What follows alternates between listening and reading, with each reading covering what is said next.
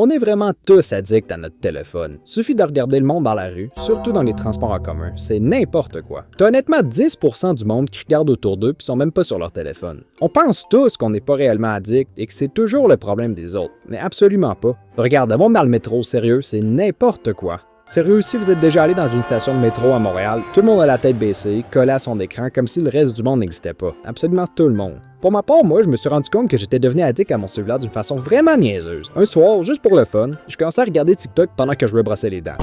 je sais, checker des TikTok en se brossant les dents, ben c'est un peu bizarre, mais gars, j'avais essayé une fois.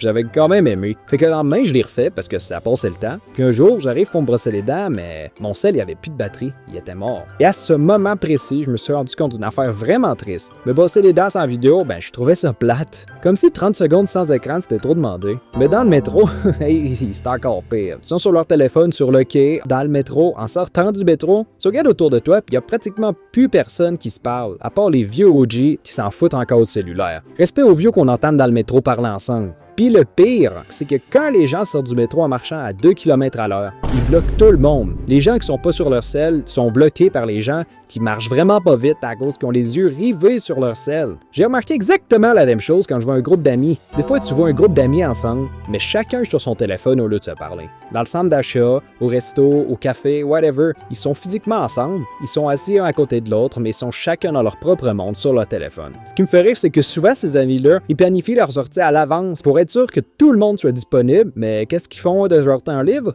Ben, ils sont sur leur selle, man, chacun de leur bord. Un autre signe clair que t'es complètement addict à ton téléphone, c'est si le soir, la dernière chose que tu fais avant de t'endormir, c'est de scroller dans ton lit, et que le matin, la première chose que tu fais en te réveillant, c'est exactement la même chose, c'est prendre ton cell et regarder si t'as des notifications, alors que tu sais très bien que personne t'a écrit pendant la nuit. Ben, ça c'est un petit signe que t'es peut-être addict. Puis le dernier truc à moi qui m'a confirmé que j'étais vraiment accro, c'est quand j'ai réalisé que peu importe où je suis, je regarde constamment mon téléphone, juste au cas, juste pour voir si j'ai reçu une notification. Même quand je sais très bien qu'il n'y en aura probablement aucune, puis j'attends aucun message important. À quel point c'est rendu le move par défaut de sortir son cell quand tu sais pas quoi faire, ou quand t'es un peu gêné, embarrassé devant du monde. Sérieux, le téléphone a littéralement changé nos vies, pour le bien, mais pas mal aussi pour le pire. Fait qu'au final, être addict à son téléphone, c'est rendu tellement normal qu'on s'en rend même plus compte. C'est juste intégré à notre quotidien. Si tu t'es reconnu là-dedans, dis-toi que t'es vraiment pas tout seul. Dis-moi en commentaire c'est quoi le moment où tu t'es rendu compte que ton téléphone prenait un peu trop de place dans ta vie. Ou envoie cette vidéo à quelqu'un qui est clairement accro mais qui veut pas l'admettre.